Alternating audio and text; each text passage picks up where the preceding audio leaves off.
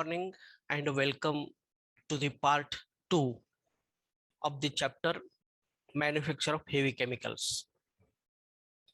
In this part 2, we are going to study regarding the Le-Chatelier's principle. What is Le-Chatelier principle and what are its applications, isn't it? So let us first define what is meant by Le-Chatelier's principle. Here, this principle can be defined as if a system in an equilibrium is subjected to a stress by change in its temperature, pressure, or concentration, then the system itself opposes the change and it again tries to go its original state. Before knowing the meaning of this definition, at first let us know what is meant by equilibrium reaction. Already we have explained in previous videos, isn't it? So this is one of the example of equilibrium reaction.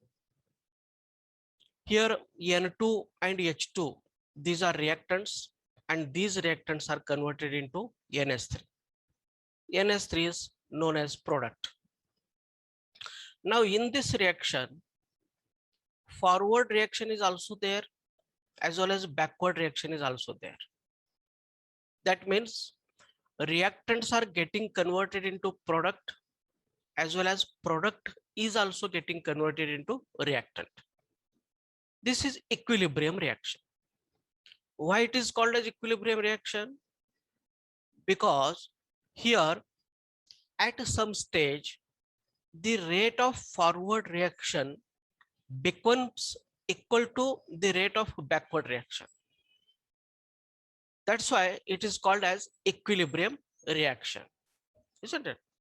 Here, whatever the number of reactants are getting converted into product, those number of products are also getting converted to reactant back. In this case, here the reaction seems to be stopped, but actually the conversion of reactants into product as well as products into reactants is continuously starting or is happening. So if such reaction is there, then that reaction is called as equilibrium reaction. And you know that in case of equilibrium reactions, here the reaction never completes 100%. Whatever the reactants you have taken, they never get converted into products 100%. Some of the reactants remain as unreacted up to the end of the reaction.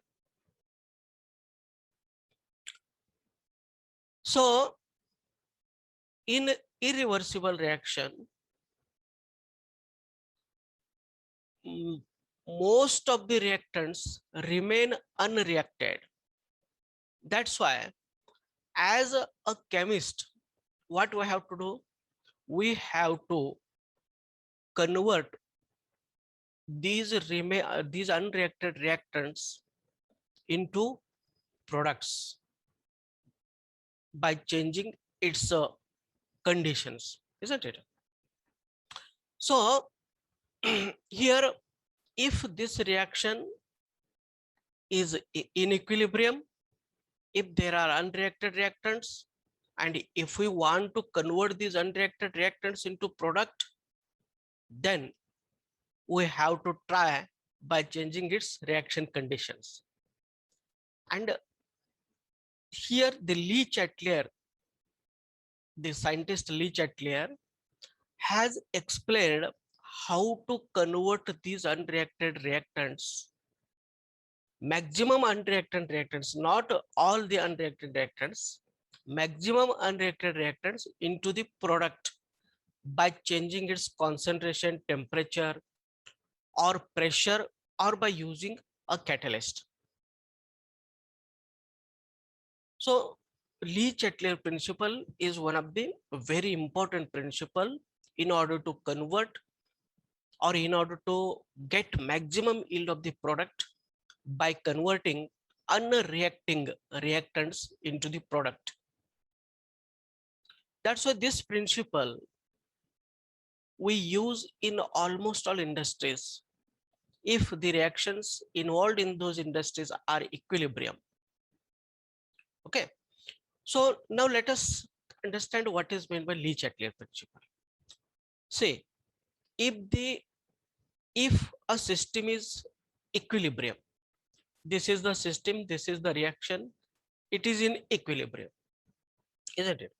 If a system in equilibrium is subjected to a stress म्हणजे ताण, by change in its temperature, pressure or concentration, then the system itself opposes the change and it tries to go its original state.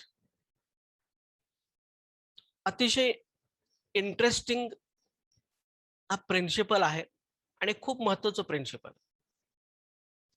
तर याच्यामध्ये ली-चॅटलेर काय म्हणतो बघा, जर एखादी system equilibrium मध्ये असेल तर इक्विलिब्रियम असले की तुम्हाला माहित आहे की रिएक्टंट साइडला काहीतरी प्रेशर असणार आहे, रिएक्टंट साइडला काहीतरी टेम्परेचर आहे, रिएक्टंट साइडला काहीतरी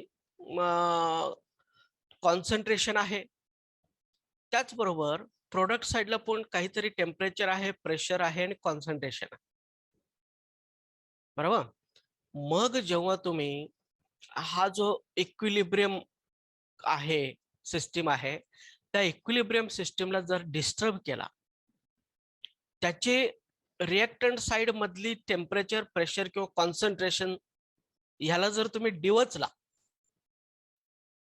त्याला जर तुम्ही डिस्टर्ब केला, त्याच्यावरती जर तुम्ही ताण आणला आणि हिथं असणारी टेम्परेचर, प्रेशर किंवा कॉन्सन्ट्रेशनला बदलण्याचा प्रयत्न केला, वाढवण्याचा किंवा कमी करण्याचा प्रयत्न केला, तर मग काय म्हणतो बघा ली-चॅटलेर, then this system itself opposes the change. मग तुम्ही जी काय बदललेलं आहे, फॉर एक्झाम्पल तुम्ही टेम्परेचर समजा ह्याचं टेम्परेचर या सिस्टीमचं हिथं रिएक्टंटचं टेम्परेचर आहे 250 आणि तुम्ही त्याला डिवचला आणि तुम्ही ह्या रिएक्टंटचं टेम्परेचर ठेवला 300 किंवा त्या रिएक्टंटचं टेम्परेचर ठेवला तुम्ही 200. ऍक्च्युअली इक्विलिब्रियम कंडिशन असताना जर आपण हिथलं टेम्परेचर जर बघितलो तर हिथं जर समजा टेम्परेचर 250 असेल, इक्विलिब्रियम कंडिशन असताना 250 असेल आणि त्या इक्विलिब्रियम कंडिशनचं टेम्परेचरला तुम्ही डिवचला, त्याच्यावरती ताण निर्माण केला, त्याच्यामध्ये तुम्ही बदल केला, तर काय होतं बघा की ती सिस्टीम स्वतःहून तुम्ही केलेल्या बदलला अपोज करत. तुम्ही जे काम केलं त्याच्या विरोधामध्ये स्वतःहून ते काम करायला लागतं आणि मग पुन्हा त्या इक्विलिब्रियम त्याच्या ओरिजिनल स्टेटला, इक्विलिब्रियम स्टेटला जाण्याचा प्रयत्न करतो. उदाहरण समजा तुम्ही टेम्परेचर वाढवला, इक्विलिब्रियमची जे काही टेम्परेचर आहे मूळ टेम्परेचर त्याच्यापेक्षा जर तुम्ही वाढवला तर सिस्टीम काय करतं, ती टेम्परेचर कमी करतं, स्वतःहून ते कमी करतं. जर समजा तुम्ही टेम्परेचर कमी केला, इथं 250 आहे पण तुम्ही त्याचं कूल केलं त्याला ह्या रिएक्टंटना आणि 200 पर्यंत आणला, तर सिस्टीम काय करतं, तुम्ही जे केलं त्याला विरोध करतं आणि तुम्ही टेम्परेचर कमी केल्यामुळं ते सिस्टीम स्वतःहून टेम्परेचर वाढवतं. तर या पद्धतीने की सिस्टीम काय करतं बघा, तुम्ही जे करता त्याच्या विरोध करतो आणि पुन्हा त्याच्या मूळ स्टेटला, ओरिजिनल टेम्परेचरला जाण्याचा ते प्रयत्न करतो. त्याच पद्धतीने समजा तुम्ही प्रेशर वाढवला, समजा ह्याचा प्रेशर इक्विलिब्रियम असताना उदाहरणार्थ 3 ऍटमॉस्फेरिक प्रेशर आहे, रिएक्टंट साइडला 3 ऍटमॉस्फेरिक प्रेशर आहे आणि तुम्ही काय केला की त्याचा प्रेशर 4 केला, 4 ठेवला आणि 1 ऍटमॉस्फेरिक प्रेशर तुम्ही वाढवला, तर वाढवल्यानंतर हे सिस्टीम काय करतं, तुम्ही जे वाढवलेले त्याला ते कमी करतं तुम्ही जे काम केलं त्याला विरोध करतं आणि तुमच्या विरोधामध्ये ते काम करायला लागतं. मग तुम्ही प्रेशर वाढवलेलं आहे. मग प्रेशर वाढवले की ते सिस्टीम स्वतःहून ते प्रेशर कमी करण्याचा प्रयत्न करतं आणि पुन्हा त्या 3 ऍटमॉस्फिअर प्रेशरला येण्याचा प्रयत्न करतं. समजा तुम्ही हा 3 ऍटमॉस्फिअर प्रेशर आणि तुम्ही त्याचा प्रेशर कमी केला, वाढवण्याच्या जागी कमी केला, समजा 1 ऍटमॉस्फिअर प्रेशर केला, मग सिस्टीम काय करतं बघा, पुन्हा तुम्हाला विरोध करतो, तुमच्या कामाला विरोध करतोय आणि तुम्ही जे काय 3चा 1 केला, प्रेशर कमी केला, तर ते सिस्टीम पुन्हा स्वतःहून ते प्रेशर वाढवतं. कुठपर्यंत वाढवणार? 3. त्याचं जे काही मूळ प्रेशर होतं ना, इक्विलिब्रियम कंडिशन असताना, तर त्या प्रेशर पर्यंत ते वाढवेल, 3 पर्यंत वाढवेल. तुम्ही वाढवलं तर ते कमी करतं, तुम्ही कमी केला तर ते वाढवतं आणि पुन्हा कुठं जातं ते, तर त्याच्या मूळ स्टेटला, त्याच पद्धतीने तुम्ही जर समजा कॉन्सन्ट्रेशन ह्याचा काहीतरी 1:2 असं कॉन्सन्ट्रेशन आहे, हा 1 आहे आणि हे 2 आहे, 3 आहे, समजा इथं हा इथं घ्या, हा 1 आहे, 1 व्हॉल्यूम आहे, म्हणजे ह्याचं कॉन्सन्ट्रेशन 1 मोल आहे आणि ह्याचं कॉन्सन्ट्रेशन 3 मोल आहे. आणि जर समजा ह्याला तुम्ही डिस्टर्ब केलं, मग ह्याला तुम्ही 2 मोल केला, समजा ह्याला तुम्ही 2 मोल केला आणि ह्याला तुम्ही समजा 1 मोल केला, मग कॉन्सन्ट्रेशन डिस्टर्ब झालं, त्याच्यावरती ताण निर्माण झाला. आता मग पुन्हा ही सिस्टीम काय करेल, तुम्ही जे केलं त्याला विरोध करेल, अपोज करून तुम्ही जे काही कॉन्सन्ट्रेशन वाढवलेलं आहे किंवा कमी केलेलं आहे, त्याला तुम्ही वाढवलं असेल तर त्याला कमी करेल आणि तुम्ही कमी केलं असेल तर त्याला वाढवेल आणि पुन्हा कुठपर्यंत जाईल ते, हा 1 मोल ठेवेल ह्याला आणि ह्याला 3 मोल ठेवेल. त्याचं ते अरेंज करून घेत. असं ली चॅटलियरचं म्हणणं आहे की इक्विलिब्रियम रिएक्शनला जर तुम्ही डिवचला, डिस्टर्ब केला, तर इक्विलिब्रियम रिएक्शन गप बसत नाही, तर ते रिएक्शन काय करतात की पुन्हा तुमच्या कामाला विरोध करतात आणि पुन्हा ते त्यांच्या मूळ स्टेटला जातात. तुम्ही वाढवला, टेम्परेचर वाढवा, प्रेशर वाढवा, कॉन्सन्ट्रेशन वाढवा, पण तुम्ही वाढवलं की त्याला ते कमी करत आणि तुम्ही कमी केला आणि मग ते वाढवतो. मग शेवटी कुठं जातं ते, की त्याचं जे काही मूळ स्टेट होते ना, ते ओरिजिनल स्टेट, तर त्या ओरिजिनल स्टेटला जातं. असं ली चॅटलेरचा प्रिन्सिपल सांगतो. आणि ह्या प्रिन्सिपलच्या आधारे आपण ऍज अ केमिस्ट म्हणून कंपनीमध्ये, फॅक्टरीजमध्ये, इंडस्ट्रीजमध्ये आपण काय करत असतो, की मॅक्झिमम अमोनिया कसं मिळवता येईल, ली चॅटलेरचा प्रिन्सिपल वापर करून. कारण जर समजा रिएक्टंट फॉर एक्झाम्पल 80% तुम्ही 100 रिएक्टंट घेतला होता, N2 100 आणि H2 100, आणि ह्याच्यातली स्वतःहून किती रिएक्ट झाले, फॉर एक्झाम्पल समजा स्वतःहून ते 50 रिएक्ट झाले, 50 N2 आणि 50 H2 रिएक्ट झाले आणि 50 NH3 तयार झाले आणि इक्विलिब्रियम कंडिशन मेंटेन झालं. मग एकदा इक्विलिब्रियम कंडिशन मेंटेन झालं की बाकीचे जे का 50 N2 आणि 50 H2 जे अनरिएक्टेड राहिलेले आहे, तर ते स्वतःहून रिएक्ट होत नाही, ते आहे तसं शेवटपर्यंत अनरिएक्टेड राहतात, म्हणजेच ते वाया जातात, ते प्रोडक्ट मध्ये कन्वर्ट होत नाही, ते वाया जातात. मग आपल्याला ऍज अ केमिस्ट म्हणून काय काम करायचं असतं बघा, की ही वाया जाणारी 50% N2 आणि 50% H2 ह्यांना काहीतरी प्रयत्न करून कशामध्ये कन्वर्ट करायचं आहे, NH3 मध्ये कन्वर्ट करायचं, अमोनियामध्ये कन्वर्ट करायचं. हा आपलं काम आहे. त्या कंपनी मालकाला परवडलं पाहिजे, त्या कंपनीला परवडलं पाहिजे आणि केमिकल पण वाया जायला नको, हे बघणं आपलं ऍज अ केमिस्ट म्हणून काम असतं. मग अशा वेळी आपण कोणाचं मदत घेतो, तर ली चॅटलेर प्रिन्सिपलचं मदत घेतो आणि मग त्या आधारे आपण ठरवतो की बाबा आपण किती टेम्परेचर ठेवलं म्हणजे मला जास्त NH3 मिळेल, किती प्रेशर ठेवलं तर मला NH3 मिळेल, किती कॉन्सन्ट्रेशन मी जर ठेवलो तर मला जास्त NH3 मिळेल, किंवा जास्तीत जास्त N2 आणि H2 वाया जाणारी N2 आणि H2 हे अमोनियामध्ये कन्वर्ट होईल, याचा आपण ली चॅटलेटच्या प्रिन्सिपलच्या आधारे ठरवतो आणि त्या पद्धतीने त्या विशिष्ट टेम्परेचर, विशिष्ट प्रेशर आणि विशिष्ट कॉन्सन्ट्रेशनला आपण ही रिॲक्शन कॅरी करतो आणि ज्याच्यामुळं हे अनरिएक्टेड रिॲक्टंट पैकी मॅक्झिमम रिॲक्टंट हे प्रॉडक्ट मध्ये कन्वर्ट होतात आणि ते जे काही टेम्परेचर, प्रेशर आणि कॉन्सन्ट्रेशन आपण ठरवलेलं आहे, ज्याला मॅक्झिमम यील्ड आपल्याला मिळालेलं आहे, तर त्याला आपण काय म्हणतो, ऑप्टिमम कंडिशन्स. त्यांना आपण म्हणतो optimum conditions of temperature, pressure आणि कॉन्सन्ट्रेशन.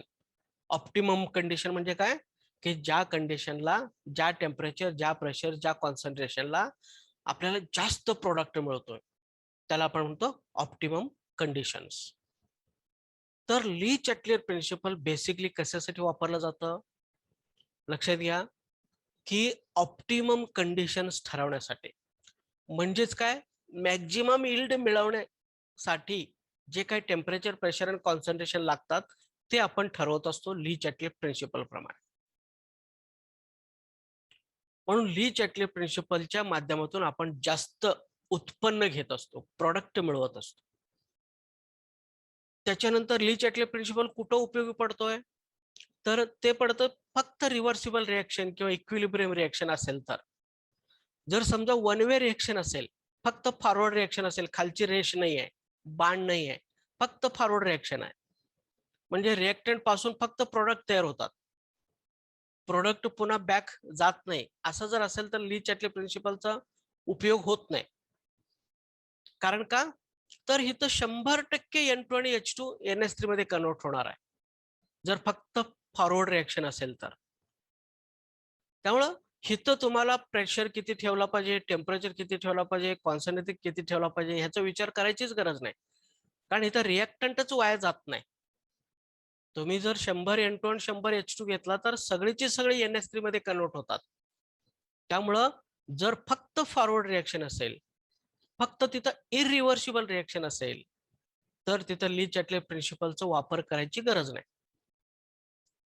रिव्हर्सिबल रिएक्शन असेल, जिथं फॉरवर्ड रिएक्शन पण आहे, बॅकवर्ड रिएक्शन पण आहे, सिस्टीम इक्विलिब्रियम कंडिशन मध्ये आहे,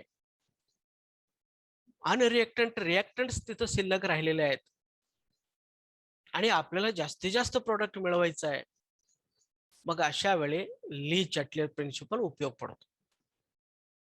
ओके, तर हे इक्विलिब्रियम रिएक्शन असेल किंवा रिव्हर्सिबल रिएक्शन असेल तरच ली चॅटलेटचा आपण वापर करतो, नाहीतर वापर करत नाही आणि गरज पडत नाही. आणि इथं काही रूल्स तुम्ही समजून घ्या.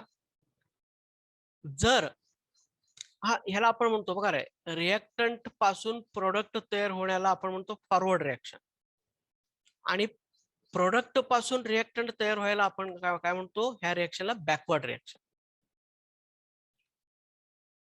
मग इथं लक्षात घ्या, एक रूल काय, इन रिव्हर्सिबल रिएक्शन अशा पद्धतीच्या रिएक्शन मध्ये if forward reaction is exothermic then backward reaction is endothermic and vice वर्सा.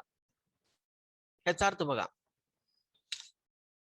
जर अशा पद्धतीच्या रिएक्शन मध्ये जर फॉरवर्ड रिएक्शन होत असताना किंवा फॉरवर्ड रिएक्शन एक्झोथर्मिक असेल, म्हणजे काय, N2 आणि H2 एकत्र येऊन NH3 तयार होताना जर टेम्परेचर बाहेर पडत असेल तर त्याला आपण म्हणतो फॉरवर्ड रिएक्शन एक्झोथर्मिक आहे. जो रिएक्शन घडताना टेम्परेचर बाहेर पडेल, सिस्टीम गरम होईल, अशाला आपण काय म्हणतो, forward reaction is exothermic reaction. आणि जर समजा एखादी रिएक्शन घडत असताना त्या रिएक्शनची सिस्टीम, रिएक्शनचे टेम्परेचर कमी होत असेल, म्हणजे ते बीकर गार पडत असेल, टेम्परेचर ऍब्सॉर्ब होत असेल, कोल्ड होत असेल, तर त्यावेळी त्याला आपण काय म्हणतो, endothermic reaction. If heat is evolved then that is called as exothermic reaction. If heat is absorbed then that is called as endothermic reaction.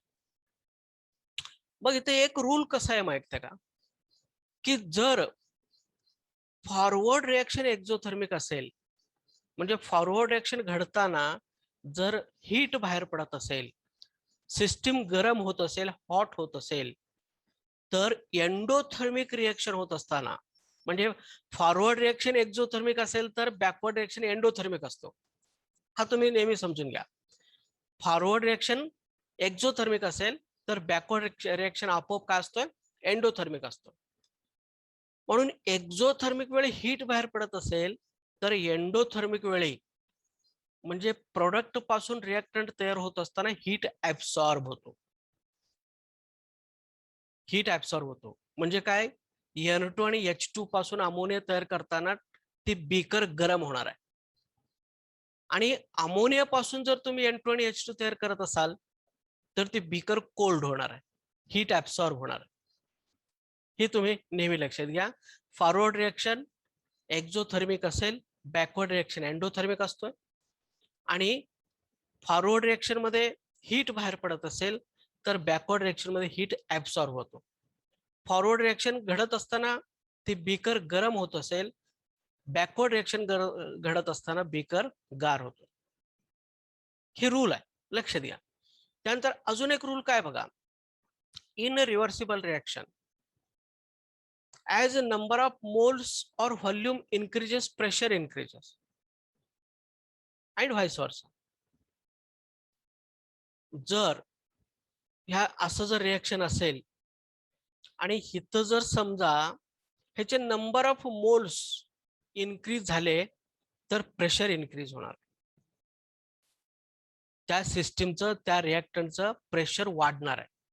आणि नंबर ऑफ मोल कमी झाले तर प्रेशर कमी होणार आहे.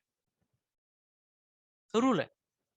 आता फॉर एक्झाम्पल बघा, आता रिएक्टंटला कडे किती नंबर ऑफ मोल्स आहे, इथं काहीच नाही, नायट्रोजन जवळ काहीच नाही, म्हणजे इथं एक आहे, 1 मोल आहे. आणि इथं हायड्रोजन जवळ 3 आहे, म्हणजे हा 3 मोल आहे. मग हे 1 मोल आणि 3 मोल मिळून किती मोल झाले, 4 मोल झाले. म्हणजे याचं व्हॉल्यूम 4 आहे म्हणा, किंवा नंबर ऑफ मोल्स 4 आहे. इकडे बघा अमोनिया, अमोनियामध्ये किती मोल्स आहेत, 2 मोल आहे, 2 मोल्स आहेत, म्हणजे व्हॉल्यूम 2 आहे. मग इथं जर आपण बघितलं ह्या रूल प्रमाणे नंबर ऑफ मोल्स वाढले की प्रेशर वाढणार आहे, आणि नंबर ऑफ मोल्स कमी झाले की प्रेशर कमी होणार आहे. मग आता ह्या दोन्ही जर आपण कंपॅरिझन केलो, म्हणजे रिएक्टंट साईडचा आणि प्रोडक्ट साईडचा प्रेशर बद्दल आपण जर विचार केलो, कुठल्या साईडला प्रेशर जास्त आहे, तर रिएक्टंट साईडला प्रेशर जास्त आहे. का, तर इथं नंबर ऑफ मोल जास्त आहे आणि इकडे नंबर ऑफ मोल काय आहे, कमी आहे, म्हणून प्रेशर. आता समजा 2 बस बंद पडलेल्या आहे रोडवरती, आणि एक बस जे आहेत, एक बस ढकलण्यासाठी TYBSC चे मुलं गेलेले आहेत, आणि दुसरं जो बस आहे ती ढकलण्यासाठी काय झालेलं आहे की SY ची मुलं गेलेले आहेत.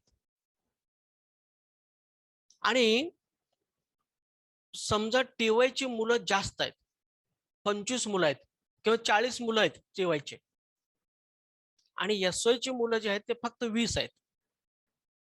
मग TY ची मुलं ज्या बसला ढकलतात त्या बसवरती जास्त प्रेशर पडणार आहे का SY ची मुलं ज्या बसला ढकलतात त्या बसच्यावर जास्त प्रेशर पडणार आहे? तर साहजिकच उत्तर आहे TY ची मुलं ज्या बसला ढकलतायत तर त्याच्यावरती जास्त प्रेशर पडणार, कारण तिथं नंबर ऑफ मुलं जास्त आहेत, मुलांची संख्या जास्त आहे. त्यामुळे जितकी मुलांची संख्या जास्त तितकी प्रेशर जास्त. तसं इथं रिएक्टंट मध्ये सुद्धा तसाच होतो.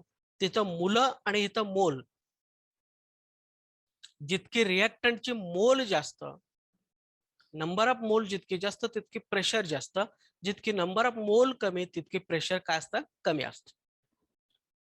म्हणून दुसरं रूल आपण काय समजून घेतलो, नंबर ऑफ मोल वाढले की प्रेशर वाढणार आहे, नंबर ऑफ मोल कमी झाले तर प्रेशर कमी होणार. समजा इथं 4च्या जागी 2 आले, इथं काहीच नाहीये, N2 आणि H2 च आहेत, 3 नाही, 2 मोल झाले. मग हे आता काय असणार, प्रेशर काय होणार, कमी होणार. मागाशी 4 मोल होते, आता 2च मोल राहिले, म्हणजे मागाशी पेक्षा प्रेशर काय झालं, कमी झालं. म्हणजे as a number of moles increases, pressure increases. As a number of moles decreases, pressure decreases. This is standard rule. Okay. तर हे आपल्या लक्षात आल्यानंतर आपण हा एक्झाम्पल घेतोय N2 + H2 आणि NS3. ह्या एक्झाम्पल वरती आपल्याला ली चॅटलेचं प्रिन्सिपल वापरून जास्तीत जास्त प्रोडक्ट कसं मिळवता येईल ह्याबद्दल आपण काय करतो, विचार करतो. बरोबर. आता बघा, हे रिएक्शन या पद्धतीने आहे. पहिला आपण विचार करू कोणाचा, इफेक्ट ऑफ प्रेशर. आपण जर प्रेशर बदललो, वाढवलो किंवा कमी केलो तर ली चॅटलेर प्रिन्सिपल प्रमाणे काय काय घटना घडू शकतात. आणि आपण प्रेशर वाढवल्यामुळे आपल्याला जास्त प्रोडक्ट मिळणार आहे आणि प्रेशर कमी केल्यामुळे आपल्याला जास्त प्रोडक्ट मिळणार आहे, हे आपण इथं समजून घेऊ. काय होतंय बघा, प्रेशर बद्दल तुम्हाला माहित आहे, नंबर ऑफ मोल वाढले की प्रेशर वाढणार आहे, नंबर ऑफ मोल कमी झाले की प्रेशर कमी होणार. ओके. आता समजा आपण काय केलो, ह्या रिएक्टंटचे प्रेशर वाढवलं. समजा ह्या रिएक्टंटचं जर आपण प्रेशर वाढवलं, इथं प्रेशर 4 मोलचं प्रेशर आहे, का असेल, त्याचं ओरिजिनल प्रेशर आहे. आणि आपण काय केलो, वरून प्रेशर वाढवलं त्याला, त्या रिएक्टंटला आणि प्रेशर दिलो आपण वरनं. मग रिएक्टंट गप्प बसणार आहे का, नाही. रिएक्टंट काय करणार, ली चॅटलेरच्या प्रिन्सिपल प्रमाणे रिएक्टंट तुम्ही जे केलं त्याला विरोध करणार. मग तुम्ही प्रेशर वाढवलेलं आहे, त्याचं जे इक्विलिब्रियम प्रेशर होतं त्याला तुम्ही डिस्टर्ब केला, डिवचला, आणि त्याच्या मूळ प्रेशर मध्ये तुम्ही बदल केलेला आहे आणि तुम्ही प्रेशर वाढवलंय. आणि वाढवल्यामुळं सिस्टीम गप बसणार नाही, हे रिएक्टंट गप बसत नाही. मग रिएक्टंट काय करतात, ते डिस्टर्ब होतात, त्यांच्यावरती एक प्रकारचा ताण तयार होतो.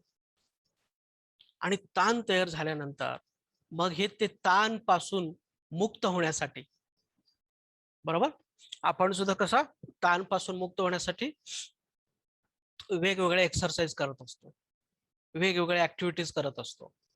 तसं हे रिएक्टंट काय करतात, मूळ त्यांचं विशिष्ट प्रेशर होता, परंतु तुम्ही बाहेरून प्रेशर वाढवल्यामुळे त्याच्यावरती ताण निर्माण झालं, ते सिस्टीम डिस्टर्ब झालं, आणि आता त्याच्यावरती ताण आलेलं आहे. आणि ही सिस्टीम काय करेल, ती ताण कमी करण्यासाठी तुम्ही जे करता त्याच्या विरुद्ध काम करेल. तुम्ही प्रेशर वाढवला, मग ती प्रेशर कमी करण्याचा प्रयत्न करा, ती प्रेशर कमी करण्याचा प्रयत्न करणार. मग आता हे कमी करणार म्हणजे कसं करणार, ती रिएक्टंट का ती वाढवलेली प्रेशरला असं ढकलून देणार आहे का, बाहेर असं फेकून देणार आहे का, नाही.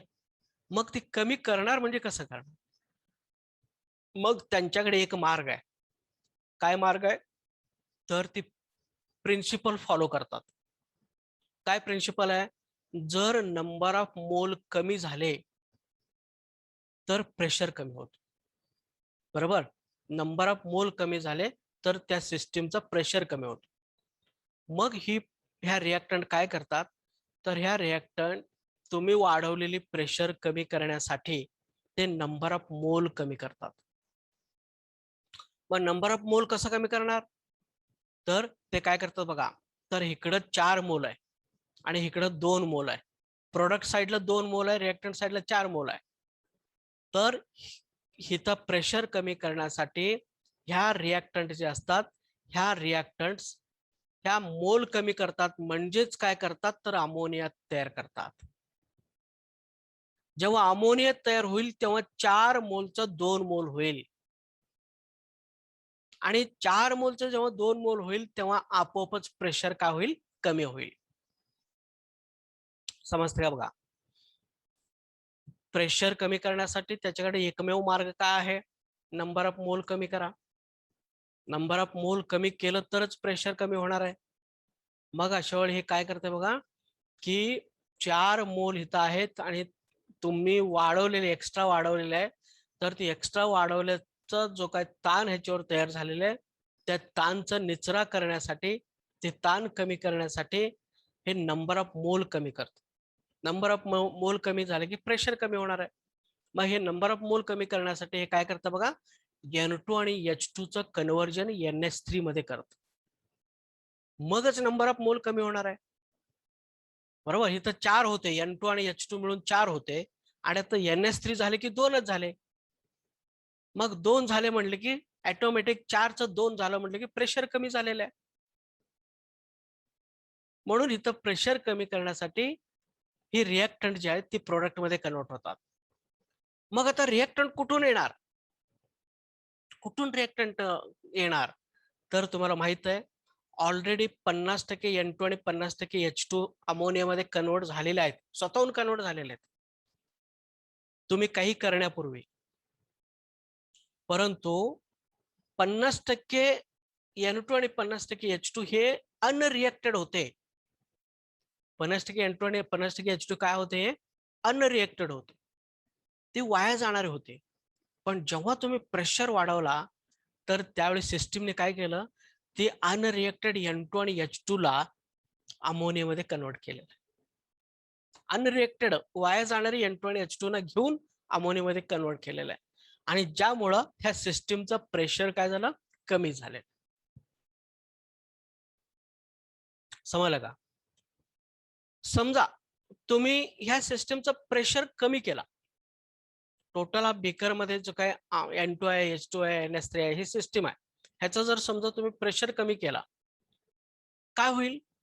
सिस्टीम प्रेशर वाढवण्याचा प्रयत्न करेल.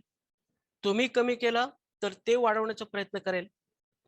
मग त्याला प्रेशर वाढवण्यासाठी काय केलं पाहिजे? नंबर ऑफ मोल वाढवायला पाहिजे. मग नंबर ऑफ मोल वाढलं तरच प्रेशर कमी होणार आहे. मग नंबर ऑफ मोल कुठून कुणीकडे वाढणार आहे? आता बघा इथं 2 आहे आणि आपण इकडून इकडं जर गेलो, फॉरवर्ड रिएक्शन जर घडली तरच नंबर ऑफ मोल वाढणार आहे, 2चं 4 होणार आहे. मगच प्रेशर वाढणार आहे. म्हणून तुम्ही प्रेशर कमी केला, सिस्टीम प्रेशर वाढवणार आणि सिस्टीमला प्रेशर वाढवण्यासाठी नंबर ऑफ मोल वाढवायला पाहिजे आणि नंबर ऑफ मोल तेव्हाच वाढणार आहे जेव्हा प्रोडक्ट पासून रिएक्टंट तयार होतील. 2 मोल पासून 4 मोल तयार होतील तेव्हाच प्रेशर वाढणार आहे. म्हणून जर तुम्ही प्रेशर कमी केला तर होतंय काय बघा, इथं जे ऑलरेडी तयार झालेली अमोनिया आहे ते अमोनिया N2 आणि H2 मध्ये कन्वर्ट होईल, रिएक्टंट मध्ये पुन्हा बॅक कन्वर्ट होईल. मग आपल्याला हे पाहिजे का? आपला गोल काय आहे? आपला गोल आहे मॅक्झिमम अमोनिया मिळवणे, अनरिएक्टेड रिएक्टंटना प्रोडक्ट मध्ये कन्वर्ट करून हे जास्तीत जास्त प्रोडक्ट मिळवणे आपला एम आहे.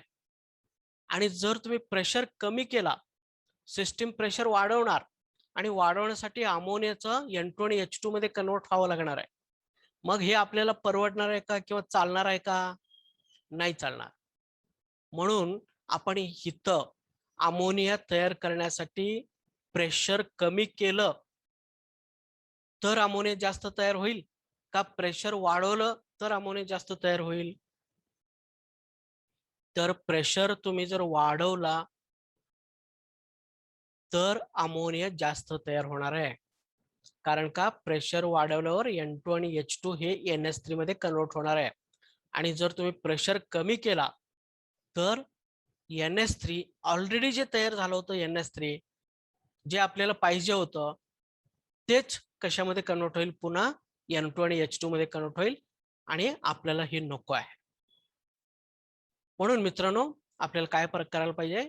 ह्या रिएक्शनची प्रेशर वाढवला तर आपोआपच आपल्याला जास्त NH3 मिळणार आहे आणि वाया जाणारी N2 आणि H2 ती जास्त वाया जाणार नाही, कमी वाया जातील.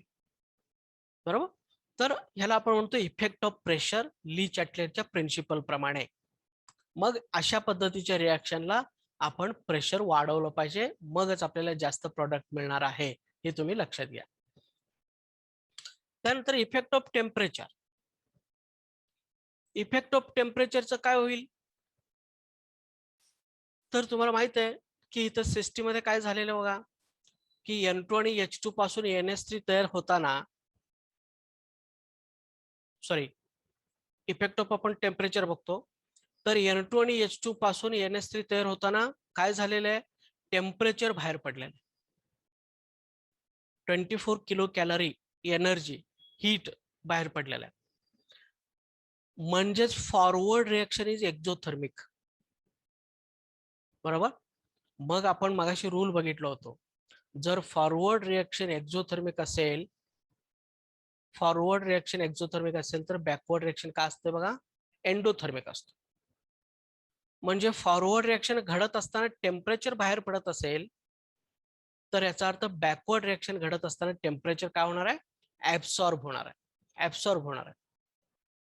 फॉरवर्ड रिएक्शन घडत असताना टेम्परेचर म्हणजे सिस्टीम जर हीट होत असेल, हॉट होत असेल, गरम होत असेल,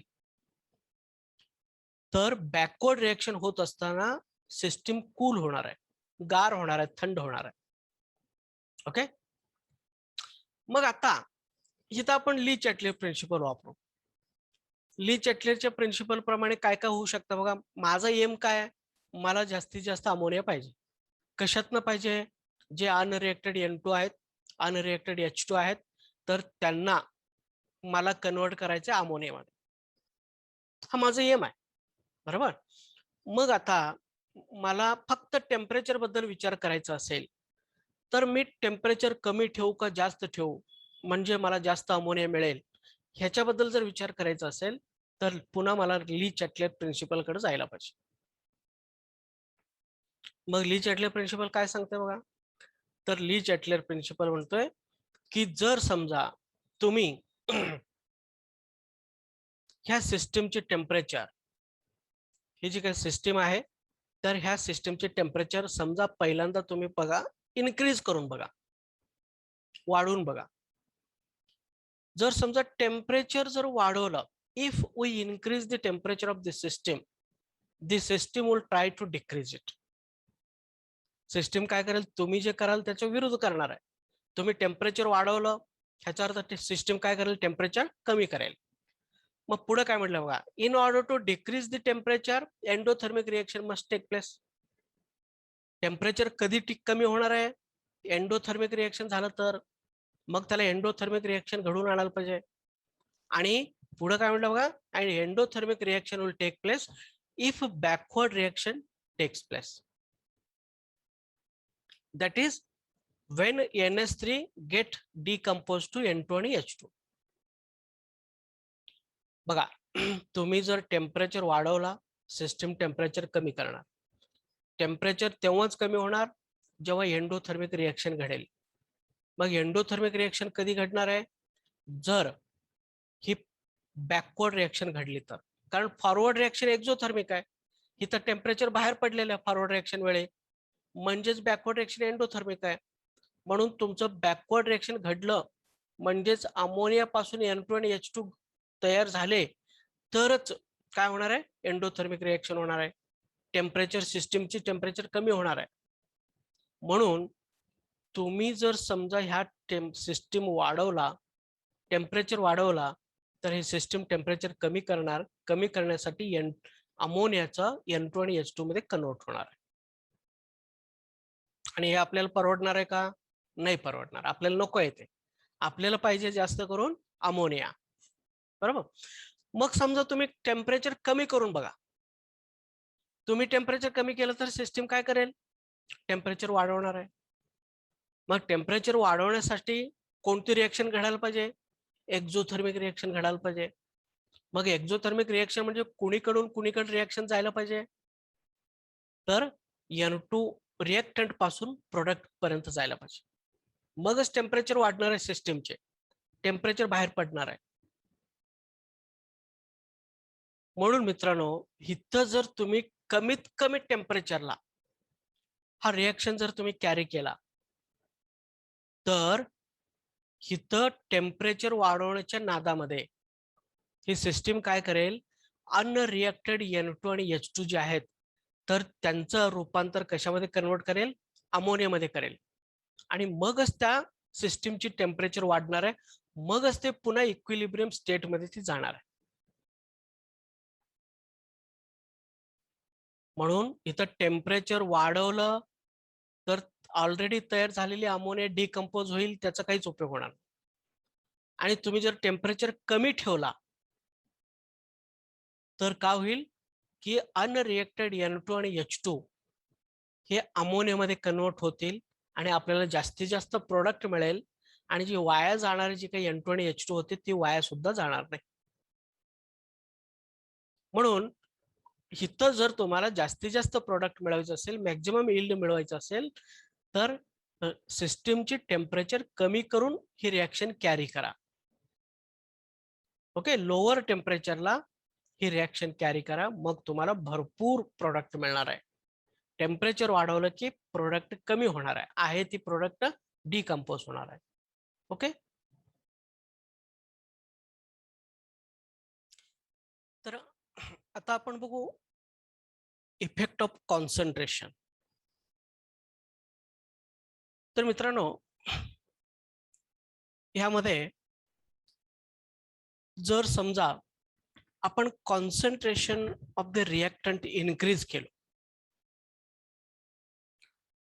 तर काय होईल?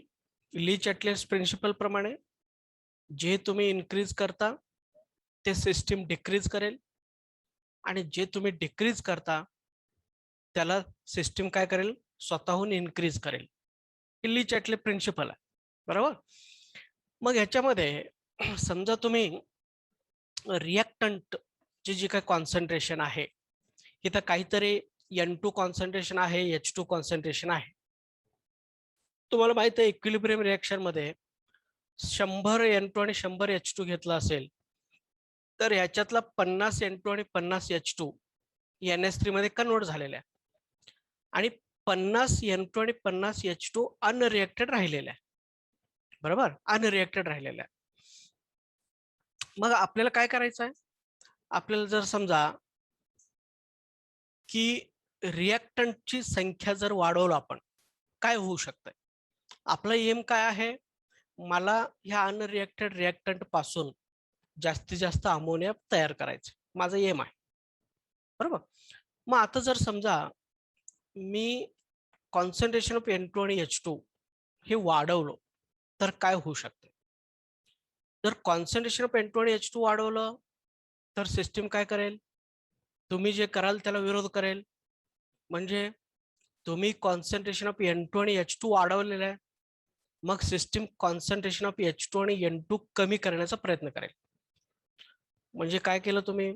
इथं 50% N2 राहिलेले आहे, 50% H2 राहिलेले आहे, किंवा 50 मॉलिक्यूल N2 चे शिल्लक आहेत, 50 मॉलिक्यूल H2 चे शिल्लक आहेत. तुम्ही काय केलं? वरून आणि एक 30-30 मॉलिक्यूल ऍड केला, 30 N2 आणि 30 H2 मॉलिक्यूल ऍड केला, म्हणजे कॉन्सन्ट्रेशन ऑफ N2 वाढवला, H2 वाढवला. किंवा फक्त तुम्ही N2 वाढवलेलं आहे, एक्स्ट्रा तुम्ही 30 N2 ऍड केलेला आहे, किंवा एक्स्ट्रा तुम्ही 30 H2 ऍड केलेलं आहे, किंवा दोन्ही 30-30 ऍड केलेले आहे. सगळ्याचा अर्थ एकच आहे की कॉन्सन्ट्रेशन ऑफ द रिएक्टंट तुम्ही वाढवला. मग कॉन्सन्ट्रेशन ऑफ रिएक्टंट वाढवल्यानंतर काय होईल? मग ली-चॅटलेट प्रिन्सिपल प्रमाणे दिस system will try to decrease the concentration of the reactant. Whatever the procedure you have done, to that procedure the system itself opposes and it again tries to go its original state. That's why here you have increased the concentration of N2 and H2.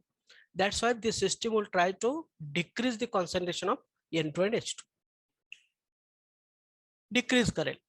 मग आता ह्याला N2 आणि H2 चं concentration कमी करायचं असेल तर कसा कमी करता येईल? काय त्याच्याकडे मार्ग आहे?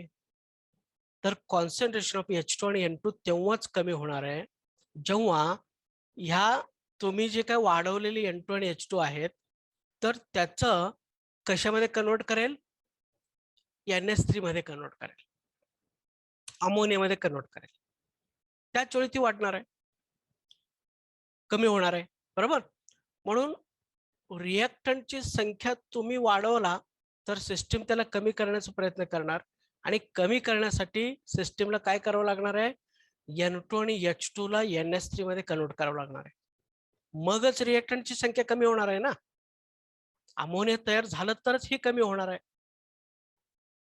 मग ह्याचा अर्थ तुम्ही रिएक्टंटची कॉन्सन्ट्रेशन वाढवलं तर आपोआपच अमोनिया वाढणार आहे. ओके, मग ह्याचा आपण नंतर एका टॉपिक मध्ये आपण एक्सप्लेन करणारच आहे की बाबा याच्यात नेमकं कुठलं कॉन्सन्ट्रेशन वाढवायचं आहे म्हणजे आपल्याला परवडणार आहे वगैरे. आपण मॅन्युफॅक्चर ऑफ अमोनिया ह्यामध्ये आपण बघणारच आहोत. पण फक्त इथं प्रिन्सिपल समजून घ्या. ली चॅटलेर काय म्हणतो, जर तुम्ही कॉन्सन्ट्रेशन ऑफ रिएक्टंट वाढवला तर सिस्टीम कॉन्सन्ट्रेशन ऑफ रिएक्टंट कमी करणार, आणि कमी करण्यासाठी त्याच्याकडे एकच मार्ग आहे, तर ते म्हणजे ह्या रिएक्टंटना प्रोडक्ट मध्ये कन्वर्ट करणे. प्रोडक्ट तयार झाले की आपोआपच रिएक्टंट कमी होणार आहे. बरोबर. आता समजा तुम्ही कॉन्सन्ट्रेशन ते रिएक्टंट कमी केला, उलट आपण विचार करू, तुम्ही रिएक्टंटचे कॉन्सन्ट्रेशनच कमी केला. समजा इथं 50 N2 होते, 50 H2 होते, आणि त्याच्यातला तुम्ही 50 पैकी 30 N2 काढूनच घेतला. ह्या बेकर मधनं 30 N2 तुम्ही काढून घेतला म्हणजे रिएक्टंटची संख्या तुम्ही कमी केलेल्या, किंवा 30 H2 काढून घेतलेला आहे, किंवा 30 N2 आणि H2 दोन्ही काढून घेतलेला आहे. काही जरी केलं तर रिएक्टंटची संख्या तुम्ही कमी केल्यासारखा होतो. मग आता तुम्ही रिएक्टंटची संख्या कमी केलेली आहे, सिस्टीम काय करणार, रिएक्टंटची संख्या वाढवणार. तुम्ही जे केलं त्याच्या विरुद्ध करणार. तुम्ही कमी केलं तर ते वाढवणार, तुम्ही वाढवलं तर ते कमी करणार. मग आता तुम्ही हे कमी केलेलं आहे म्हणजे सिस्टीम रिएक्टंटची संख्या वाढवणार आहे. मग त्याला वाढवण्यासाठी एकच मार्ग आहे. कसं वाढेल रिएक्टंटची संख्या कशी वाढेल, तर ऑलरेडी जी काय तयार झालेली अमोनिया आहे त्या अमोनियाचं रूपांतर N2 आणि H2 मध्ये झालं तरच ती N2 आणि H2 ची संख्या वाढणार आहे. तुम्ही कमी केल्यामुळं सिस्टीम ते वाढवण्याचा प्रयत्न करणार, आणि ते वाढवण्यासाठी त्याच्याकडे एकच मार्ग आहे, जी ऑलरेडी तयार झालेली अमोनिया आहे तर त्याला N2 आणि H2 मध्ये कन्वर्ट करायला पाहिजे. बॅक रिएक्शन व्हायला पाहिजे. बॅकवर्ड रिएक्शन झालं तरच काय होईल, ती रिएक्टंटची संख्या वाढणार आहे. पण आपल्याला हे परवडणार आहे का, हे पाहिजे आहे का, आपल्याला NS3 चं N2 आणि H2 मध्ये कन्वर्ट करायचं आहे का, नाही करायचं. आपल्याला काय करायचं आहे की जास्तीत जास्त अमोनिया पाहिजे आहे. मग कोण कोणामध्ये कन्वर्ट करायचं आहे, अनरिएक्टेड N2 अनरिएक्टेड H2 यांना आपल्याला कन्वर्ट करायचं आहे NS3 मध्ये. म्हणून इथं तुम्हाला काय केलं पाहिजे, कॉन्सन्ट्रेशन ऑफ रिएक्टंट कमी करून चालत नाही. कमी केलं तर हा डिकम्पोज होईल अमोनिया. तर कॉन्सन्ट्रेशन ऑफ रिएक्टंट वाढवा. ह्याच्यामध्ये H2 ची तर संख्या वाढवा, N2 ची तर संख्या आणखीन वाढवा, नाहीतर दोन्हीची संख्या वाढवा. मगच जास्तीत जास्त तुम्हाला अमोनिया तयार होईल. बरोबर. म्हणून इथं कॉन्सन्ट्रेशन ऑफ रिएक्टंट्स हे बघताना ली चॅटलेर प्रिन्सिपल प्रमाणे आपण कसं केलं पाहिजे, जर तुम्हाला अमोनिया जास्त पाहिजे असेल तर रिएक्टंटची संख्या वाढवा. आणि इथं आपण काय करतो, नायट्रोजन महागडे आहे म्हणून हायड्रोजनची संख्या वाढवतो. हायड्रोजनची संख्या वाढवल्यामुळं आपोआपच रिएक्टंटची संख्या वाढवल्यासारखं झालं.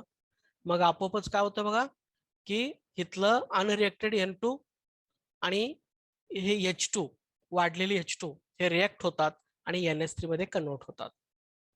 हे आपण पुढं डिटेलमध्ये बघू नंतर. पण इथं लक्षात घ्या, तुम्ही कॉन्सन्ट्रेशन ऑफ रिएक्टंट वाढवलं तरच प्रोडक्ट वाढणार आहे, नाहीतर प्रोडक्ट कमी होईल. ओके.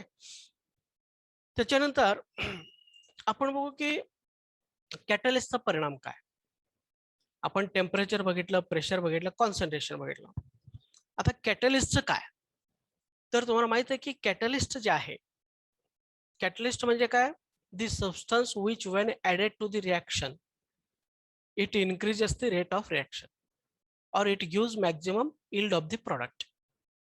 कॅटलिस्ट म्हणजे असं एखादा सबस्टन्स की जो सबस्टन्स तुम्ही रिएक्शन मध्ये ऍड केला तर ते काय करतं बघा, की त्या रेट ऑफ रिएक्शन वाढवतं. म्हणजे ह्या रिएक्टंट मध्ये फास्ट मध्ये रिएक्शन घडवून आणतं. त्याच्यानंतर ह्याचं यील्ड वाढवतं. यील्ड वाढवतं म्हणजे काय, जे का अनरिएक्टेड होते 50% N2 आणि 50% H2 अनरिएक्टेड होते, तर त्यांना ते अमोनियामध्ये कन्वर्ट करतं, म्हणजे यील्ड वाढवतं. म्हणून टेम्परेचर काय करायचं आपण बघितलं, प्रेशर काय करायचं आपण बघितलं, कॉन्सन्ट्रेशनचं काय करायचं आपण बघितलं. आणि त्याच्याबरोबरच तुम्ही जर कॅटलिस्ट एखादा सुटेबल कॅटलिस्ट वापरला तर मग काय होतं बघा, आणखीनच रेट ऑफ रिएक्शन वाढेल, आणखीनच ही अनरिएक्टेड N2 आणि H2 अमोनियामध्ये कन्वर्ट होतील. मग इथं वेगवेगळे कॅटलिस्ट सायंटिस्ट वापरून बघतात. मग कधी निकेल वापरतात, कधी प्लॅटिनम वापरतात, कधी गोल्ड वापरतात, कधी V2O5 वापरतात, कधी Fe वापरतात.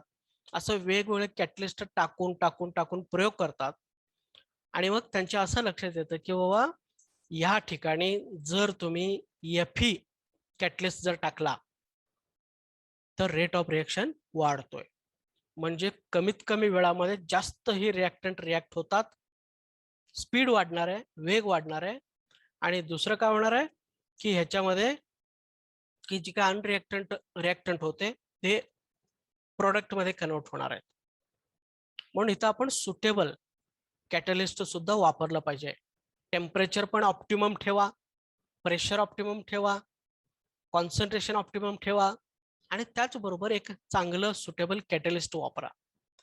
असं जर सगळ्यांचा विचार करून जर तुम्ही ही रिएक्शन कॅरी केला तर ही रिएक्शन काय होणार आहे बघा, एकदम चांगल्या पद्धतीने घडणार आहे.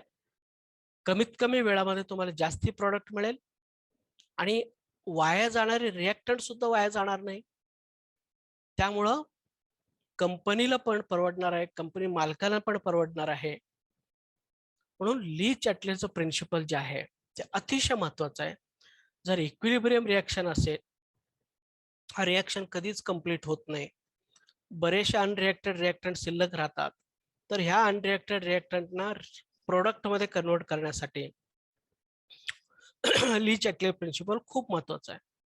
तर याच्या आधारे आपण टेम्परेचर किती ठेवला पाहिजे, प्रेशर किती ठेवला पाहिजे, कॉन्सन्ट्रेशन किती ठेवला पाहिजे, कॅटलिस्ट कोणतं वापरलं पाहिजे, हे आपण सगळं ठरवत असतो.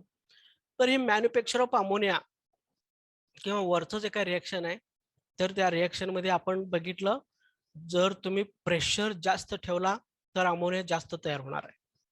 जर तुम्ही टेम्परेचर कमी ठेवला तर अमोनिया जास्त तयार होणार आहे. जर तुम्ही कॉन्सन्ट्रेशन ऑफ द रिएक्टंट वाढवला तर अमोनिया जास्त तयार होणार आहे.